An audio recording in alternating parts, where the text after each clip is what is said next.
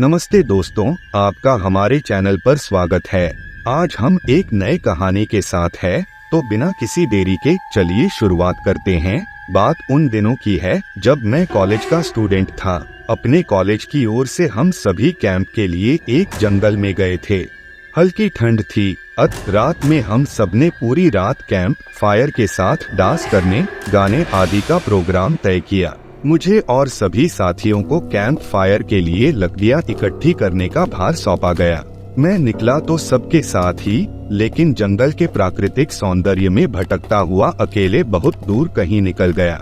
अचानक आसमान बादलों से भर गया और गरज के साथ बारिश होने लगी। बादलों के लगातार गरजने से मैं पेड़ के नीचे खड़ा रहना मुनासिब न समझ आसपास किसी घर की तलाश में एक दिशा में भागने लगा। मुझे कुछ ही दूरी पर एक लाल ईंटों से बनी शानदार बिल्डिंग नजर आई। बिल्डिंग रोशनी से पूरी नहाई हुई थी और उसमें ढेर सारे लोग हैं, ऐसा दूर से ही लग रहा था। मैं तेजी से भागते हुए उस बिल्डिंग में जा घुसा और सामने से आती हुई एक खूबसूरत नर्स से टकराते टकराते बचा। नर्स ने मुझे घूर कर देखते हुए कहा, बहुत अधिक भीग गए हो, सर्दी लग जाएगी। उधर बाईं ओर एक स्टोर रूम है, वहां जाकर जो भी मिले उससे कहना सिस्टर जूलिया ने दूसरे सूखे और साफ कपड़े मुझे देने को कहा है, वह तुम्हें कपड़े दे देगा। मैं हक्का बक्का मुंह फाड़े सिस्टर जूलिया को देखता रहा। मुझे एकदम से यह समझ नहीं आया कि मैं क्या करूं। मेरी स्थिति देखकर सिस्टर जूलिया खिलखिलाकर हंस पड़ी और बोली, पहले तो तुम अपना मुंह बंद करो वरना मुंह में मच्छर घुस जाएंगे, और अब जाकर वीसा ही करो जैसा मैंने कहा है। मैं हल्के से हाँ में सर हिला सिस्टर की बताई दिशा में जाने को मुड़ गया। अभी कुछ 10 कदम ही चला होऊंगा कि मेरे कंधे पर किसी ने हाथ रखा। मैं चौंक कर पीछे मुड़ा और अपने सामने आर्मी की वर्दी में एक युवक को खड़ा मुस्कुराता पाया। मेरे चेहरे पर आश्चर्य का बादल अपना घर बना चुका था, जिसे देखते ही उस युवक को हंसी आ गई। उसने धीमे किंतु दृढ़ स्वर में कहा, मैं कैप्टन रविंद्र हूँ और यह हमारे देश की आर्मी का हॉस्पिटल है। कैप्टन रविंद्र की बातों ने मुझे आश्वस्त किया। मैं अब धीरे धीरे सामान्य हो गया और मैंने कैप्टन रविंद्र को सिस्टर जूलिया की कही बातें बताई। सुनकर कैप्टन रविंद्र के चेहरे पर रहस्यमय मुस्कान फैल गई और वे बोले, तो सिस्टर जूलिया से भी मिल चुके? जी, क्या मतलब है आपका? कुछ नहीं, चलो मैं तुम्हें सूखे कपड़े देता हूँ, चेंज कर लो, नहीं तो सच में सर्दी लग जाएगी। और मैं कैप्टन रविंद्र के पीछे पीछे एक बड़े से कमरे में पहुँच गया। कमरे के चारों ओर हरे रंग के पर्दे लगे हुए थे। एक और एक बड़ा सा बेड पड़ा हुआ था और उसके सामने एक सोफा था। बीच में एक टेबल था जिस पर 2 ग्लास, एक बड़ी बोतल ब्रांडी की और 1 या 2 पत्रिकाएं पड़ी हुई थीं। कमरे के एक कोने में एक बड़ी सी अलमारी थी, जिसमें से कैप्टन रविंद्र ने एक आसमानी रंग का कुर्ता पायजामा निकालकर मुझे दिया और कमरे से लगे बाथरूम की ओर इशारा किया। मैं बाथरूम से कपड़े चेंज कर जैसे ही निकलने लगा, मेरी नजर बाथरूम की एक दीवार पर पड़ी। वह खून के छींटों से भारी हुई थी। यह देखकर मैं घबरा गया और जल्दी से बाहर निकलने को मुड़ा कि बाथरूम में लगे आईने में खुद को ही देखकर चौंक गया। आईने में मेरा पूरा शरीर तो नजर आ रहा था, लेकिन मेरे शरीर पर से मेरा सर गायब था। अब मुझे डर लगने लगा और मैं हड़बड़ाकर बाथरूम से निकल गया। मुझे इस तरह बाहर निकलते देख कैप्टन रविंद्र ने हंसकर पूछा, क्या हुआ? अरे हाँ, तुमने तो अब तक मुझे अपना नाम ही नहीं बताया। कहाँ जाओगे? बाहर बहुत तेज बारिश हो रही है। लेकिन तुम जाना क्यों चाहने लगे अचानक, यह मैं समझ नहीं पा रहा हूँ। कैप्टन रविंद्र, आपकी बाथरूम की एक दीवार पूरी खून के छींटों से भरी हुई है और आपके बाथरूम में लगा आईना भी कुछ अजीब सा है। उसमें मुझे मेरा पूरा शरीर तो दिखाई दिया, लेकिन मेरा सर ही गायब था। मैं अब बिल्कुल भी नहीं रुकूंगा यहाँ, बारिश में ही भीगता हुआ अपने कैंप तक जाऊंगा। कहते हुए मैं कमरे से बाहर जाने वाले दरवाजे की ओर बढ़ा। रुको, तभी कैप्टन रविंद्र की कड़कती आवाज गूंजी, तो तुमने सब कुछ देख ही लिया? जी, क्या मतलब है आपका? मेरी आवाज में डर भर गया था। मतलब चाहे जो हो, तुम तब तक यहाँ से नहीं जा सकते जब तक मैं तुम्हें कुछ बता न दूं।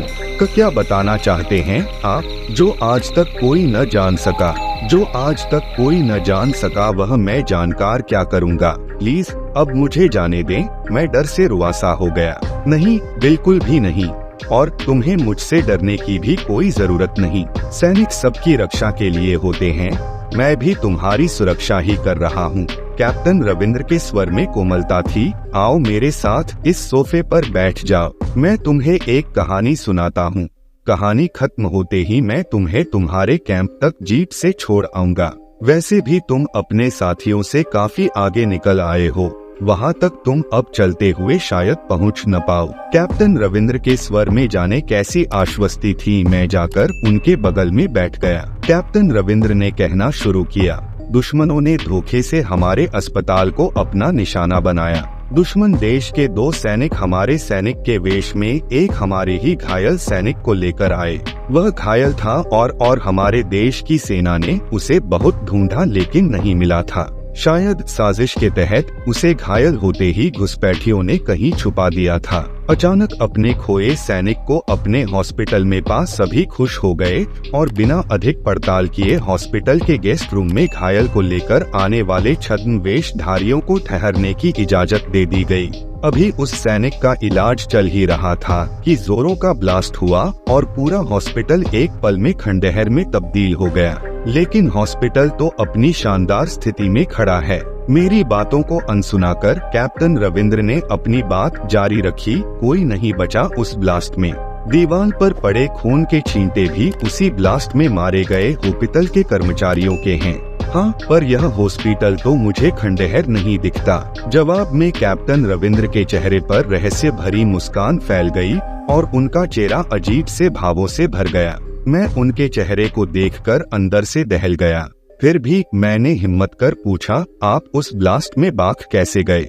सुनते ही कैप्टन रविंद्र ठहाका लगाकर हंस पड़े और मुझ पर एक भरपूर नजर डालते हुए कहा, यह कहानी आज से मात्र 10 वर्ष पहले की है और मैं तो आज से 50 वर्ष पहले मर चुका हूँ। सुनते ही कैप्टन रविंद्र ठहाका लगाकर हंस पड़े और मुझ पर एक भरपूर नजर डालते हुए कहा, यह कहानी आज से मात्र 10 वर्ष पहले की है और मैं तो आज से 50 वर्ष पहले मर चुका हूँ। इसके आगे उन्होंने क्या कहा मुझे कुछ नहीं मालूम। चेहरे पर गीलेपन का एहसास जब काफी हुआ तो मैं जैसे नींद से जागा। मुझे घेरे हुए मेरे सभी सहपाठी और टीचर खड़े थे। मेरे आँख खोलते ही मेरे सर ने कहा, थैंक गॉड तुम्हें होश आ गया। तो क्या मैं बेहोश था? हाँ, तुम जंगल में जाने कहाँ भटक गए थे। जब सभी लौट आए और तुम नहीं आए तो हम सभी मिलकर तुम्हें ढूंढने निकले। काफी दूर जाने के बाद हमने एक जीप आती दिखाई दी जिसमें एक आर्मी मैन तुम्हें पीछे की सीट पर सुलाए हुए हमारे कैंप को ढूंढते हुए आ रहे थे। उन्होंने हम सबको भी अपनी जीप पर बिठाया और कैंप तक ले छोड़ा। हमने उन्हें काफी रोकने की कोशिश की लेकिन वे यह कहते हुए चले गए, अभी नहीं रुक सकता, एक जरूरी काम है। जब हमने तुम्हारे बेहोश जाने और उन तक तुम्हारे पहुंचने के बारे में पूछा तो बोले सोमेश ही बताएगा और जो भी बताएगा वह सब अक्षरश सच होगा। सबकी उत्सुक निगाहें अपनी ओर लगी देख मैंने धीमे स्वर में पूछा, क्या उनका नाम कैप्टन रविंद्र था? सर ने हाँ में सर हिलाया।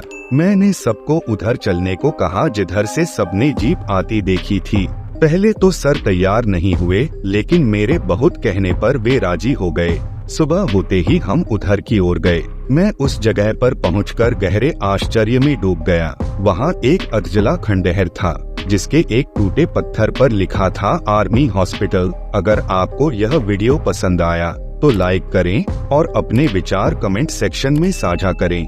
हमारे चैनल को सब्सक्राइब करना न भूलें ताकि आप हमारी आने वाली वीडियोस से अपडेट रह सकें। धन्यवाद दोस्तों।